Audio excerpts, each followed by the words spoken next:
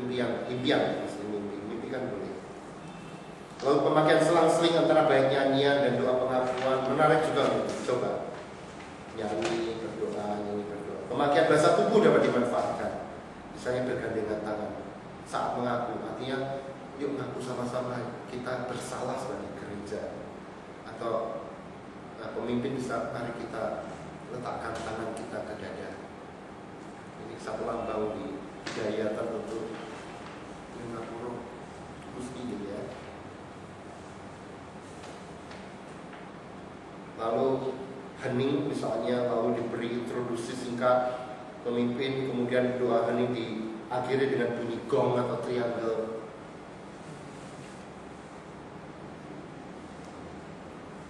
Hening, lalu ada satu orang yang kita ping, kita mengaku dosa untuk ini. Hening lagi, ping, mari kita menyesali kegagalan kita untuk bla bla bla. Hening, ping, misalnya.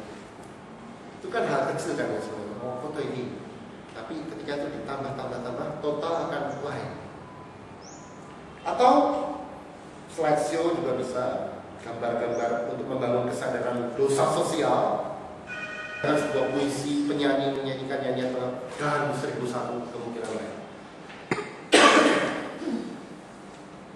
Kemudian umat berdiri, berita anugerah, salam damai dan nyanyian kesanggupan sebagai satu kesatuan. Nah ini momen apa? Kelegaan. Aku dosa dan bebas. Nah itu harus dioptimalkan ini, momen kelegaan ini. Biasanya kan cuma baca ayat, demikianlah berita anugerah, syukur pada Tuhan. Bisa juga pemimpin menyuarakan ini melalui menyanyi. Saya pernah mencoba solis saya, walaupun suara saya jelek, solis berita anugerah itu dinyanyikan. Sing praise, how sweet the sound. Lalu turun dari mimbar, lalu salam damai, jadi dioplos gitu. Lalu dinyanyikan bersama Amazing Grace.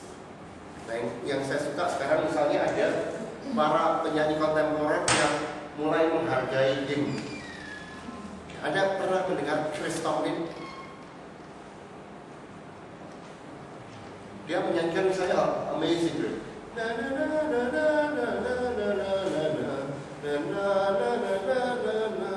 Lalu dia mengubah refrain khususnya.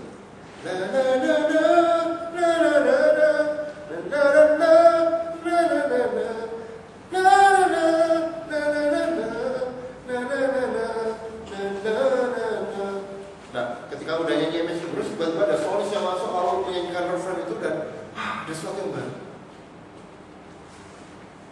Saya coba itu, lalu istri saya cerita dia mah ketika dia solis menyanyi suara melengking, misalnya merinding, lalu nyanyi lagi, nah, semacam ini. Nah itu butuh imajinasi. Jadi seandainya ketika menulis liturgi itu, bayangkan apa yang terjadi. Apakah ini apa nyentuh saya atau enggak? Kalau ini saya merasa tersentuh, pakailah. Mungkin gagal, mungkin enggak. Nah, seorang dari antara umat berdiri dan menyuarakan berita anugerah misalnya. Seperti tadi, tiba-tiba satu orang berdiri dari kawanan umat itu. Ya, kan berita anugerah bisa muncul dari manapun, dari sudut manapun. Bukan dari pendeta. Tiba-tiba satu orang mau dikasih ini, apa kalau suaranya keras, untung gereja ada akustiknya cukup baik.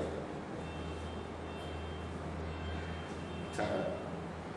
Beberapa nyanyian anugerah memiliki sejarah yang unik, misalnya Amazing Grace atau Just As I Am, sehingga bisa dikisahkan, diramu dengan ayat tertentu, dinyanyikan sebagai jembatan menuju nyanyian tanggapan. Kadang nyanyian pengakuan dosa dan nyanyian kesanggupan itu cukup satu, baitnya yang lain. Ada ayat-ayat nyanyian-nyanyian yang karakternya lain-lain.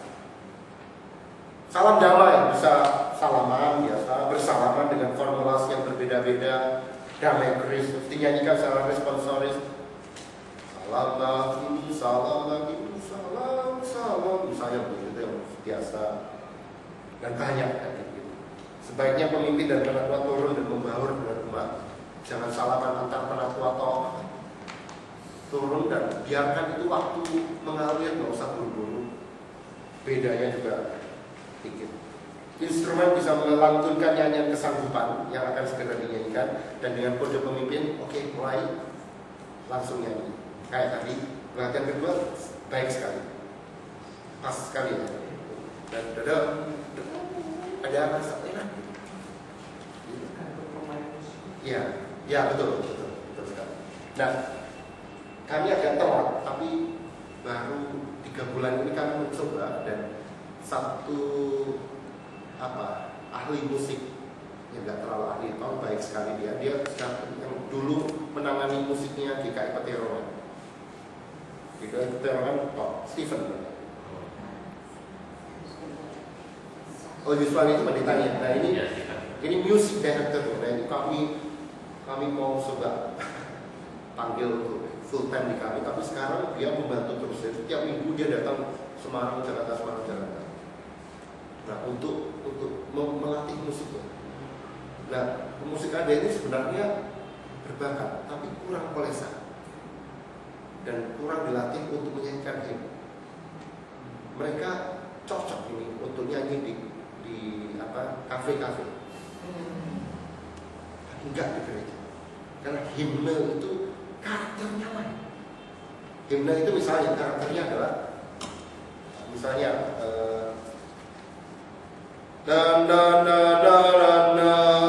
ya, itu setiap ketuk itu akordnya lain, peng. Kalau yang nyanyian populer enggak, ininya yang lain, notnya lain, akordnya sama.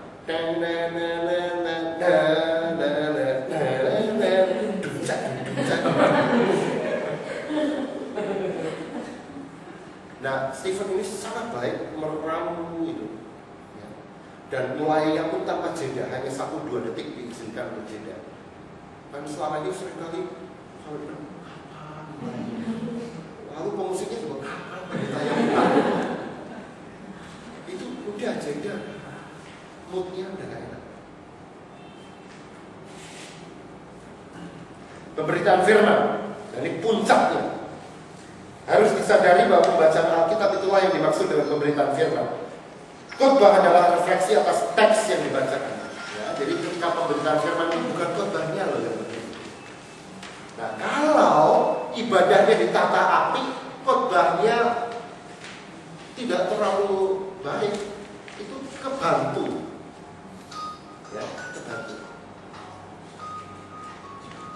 Nah, ada beberapa catatan awal saja. Bacaan pertama sebaiknya dibacakan oleh anggota jemaat. Mazmur bisa dibacakan berbalasan, dinyanyikan, atau kombinasi keduanya. Misalnya Mazmur-mazmurnya Yuswan Tori yang sebenarnya kita pakai minggu ini, itu amat lazim ada refrain. Jarang itu. Mazmur Geneva, Calvin nggak pakai refrain. Dan ini refrain dibaca lalu dinyanyikan, lalu baitnya dibaca berbalasan, itu juga bisa. Atau dinyanyikan semua. Nah, bacaan kedua surat rasuli sebaiknya dibacakan oleh penatua. Selama ini juga udah ya, karena penatuannya adalah apa? Ya penatua. Injil dibacakan oleh pemimpin, kok banyak salah ketiknya. Nah, latihan berjalan, membaca dan sebagainya itu perlu disiapkan. Berjalan, tegak, membaca, artikulasi dan lain sebagainya. Memotong kalimat. Nah, jika Mazmur dibacakan, hati-hati dengan perbedaan ayat di Alkitab. Berbahasa Inggris kadang ayat satunya mereka itu ayat 2 kita. Jadi kalau kita paksakan nanti Mazmur menurut biduan itu nggak perlu dibaca. Sudah nggak ya? Kok tahu? Sudah nggak ya? Oke, good. Nah, sebelum membaca sebaiknya lektor tidak memberi kalimat-kalimat tambahan yang mengganggu. Saudara-saudara yang terkasih dalam Tuhan Yesus Kristus, sini juga udah enggak ya. Cukup kalimat singkat, bacaan pertama. Pembacaan diambil dari ayatnya juga sebaiknya nggak usah ayat terakhir, karena ayat yang terakhir dia dengar itulah yang nangkal. Lektor sebaiknya satu persatu maju ke depan. Jadi seperti tadi sebenarnya yang lain duduk saja. Ya. Oh. Keluar pikir. Pendetanya doa, lektornya ke depan.